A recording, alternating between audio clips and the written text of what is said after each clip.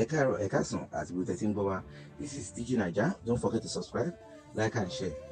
Pasuma àti ọmọ ẹ̀ ti kọjá bẹ́ẹ̀ báyìí Ọlọ́run ẹ wo combination yìí lágbára gan. Tí Leda ní wo tí ẹ̀kan bá bú Pasuma lójú òun máa gbaná jẹ òun máa faraya ni o. Ẹ wo relationship tó wà ní àárín àwọn méjèèjì. Even gan ká ní pé wọn ò show kínní ní orí video tí yàn wò ní live video. So ẹ pé wọ́n ṣe recording yìí sínú tape.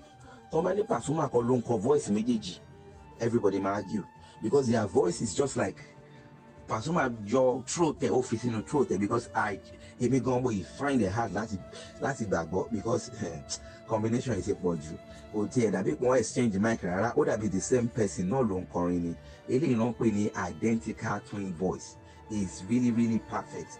Pasuma Ọlọ́run máa bless ẹ o because Pasuma has really inspired a lot of singers even Taye Currency gan voice wọn náà gbogbo wọn náà fẹ́ súnmọ́ra wọn but Titi Leda this is just too much. This is really father and son ẹ wò ẹja jọgbọ kẹ́yìn náà wò pé ẹ rí ẹ̀sọ̀ yàtọ̀ ẹ máa drop comment ẹ̀sọ̀ yàtọ̀ pé ṣé voice yìí ṣó yàtọ̀.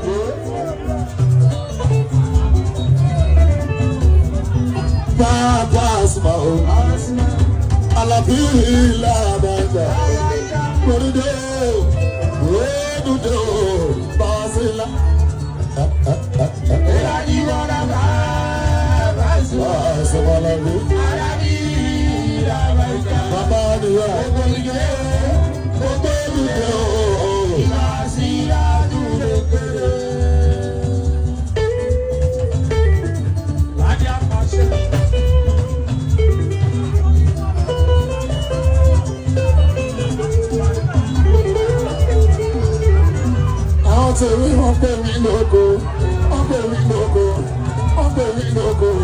wọ́n pè mí lóko ìlú ògo náà pè mí yá.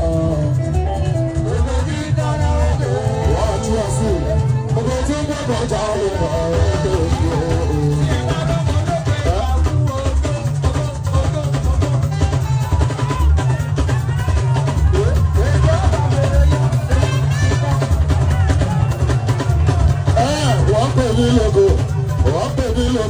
Wọ́n pè mí lóko ìlú ògo náà pè wá.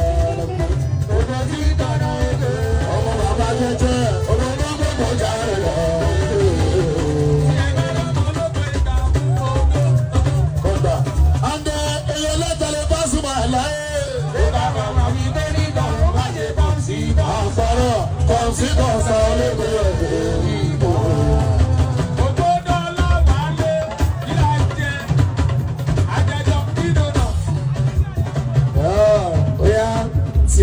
Leda ọmọ lọmọ mi.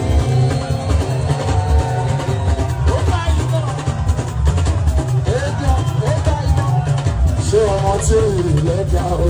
Ọmọ lọmọ mi. Ṣé ọmọ tí Leda o?